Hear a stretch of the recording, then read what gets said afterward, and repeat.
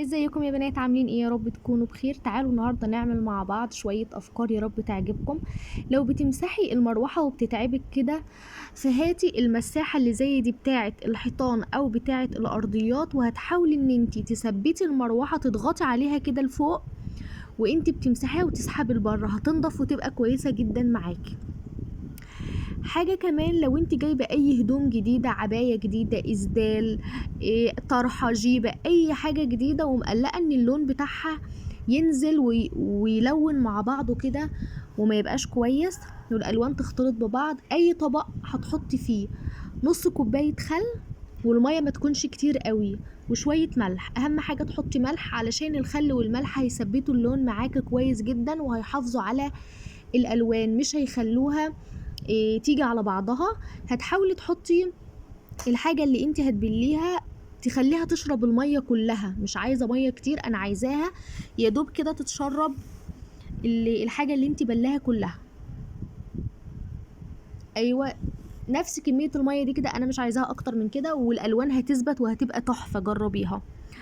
تعالي عندك بقى على، لو عندك اي اكلادور، اي اكلادور انتي جايباه ونشف كده ومعادش بيطلع معاكي لون، فتعالي كده جيبي اي سبراي عندك، اي برفان، اي بادز بلاش، اي حاجه موجوده عندك، وهتحطي كده 4 5 بخات منه، وحاولي ان انتي ترجيه بعد ما تحطيه، وهتشوفي النتيجة عاملة ازاي.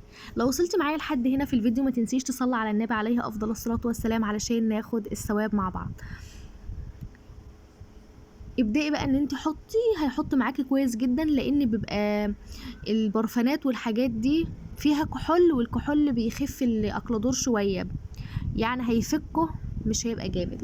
تعالي لو عندك اي صينيه او اي حله المونيا، انا بوريكي الفكره، لو انا بوريكي على الصينيه، عندك حله، عندك طبق، عندك اي حاجه تقدري ان انت تنفذيها، وان شاء الله تعجبك الوصفه دي.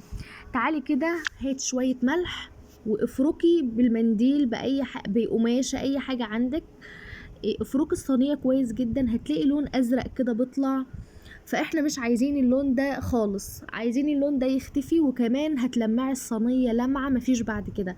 الصينيه دي ايدي ورجلي في البيت، فانا ما بستغناش عنها خالص، فلازم طول الوقت تبقى لمعه ونظيفه وكويسه جدا.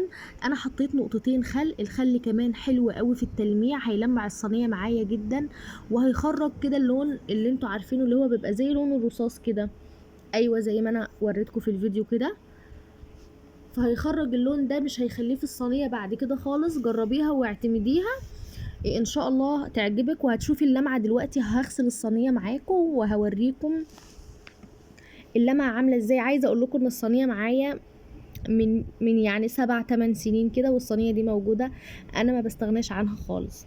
شايفين اللمعه بقت عامله ازاي؟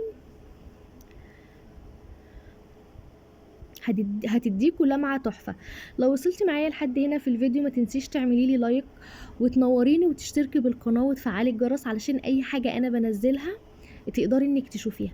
تعالي كمان الفرشة اللي احنا بندهن بيها اي حاجة، احيانا بتبقى كلها دهون وزيوت، ولو انت مثلا حاطة حاجة ان انت هتمسحي وش اي حاجة بالبيض بكده، فبيدخل جوه الفرشة حاجات احنا مش بنعرف نخرجها، وما ينفعش نغسلها بالسلك علشان السلك بيبوظها. فهتجيبي مية مغلية وهتحطي فيها شوية خل، وهتحاولي ان انت تحطي الفرشة فيها كده ساعتين على بال ما تخلصي شغلك في المطبخ. على بال ما تخلصي هتلاقي الفرشة ما بقاش فيها اي حاجة، واي حاجة في الفرشة بين الشعر اللي بتاعها السيليكون ده هتلاقيه كله نزل. جربيها ونضفي الفرش بتاعتك كلها بالطريقة دي، هتعجبكم ان شاء الله. تبارك الله بتنزل اي حاجة، لو شايفين في الكوباية هتلاقوا فيه شوائب كده نازلة دي من الفرشة.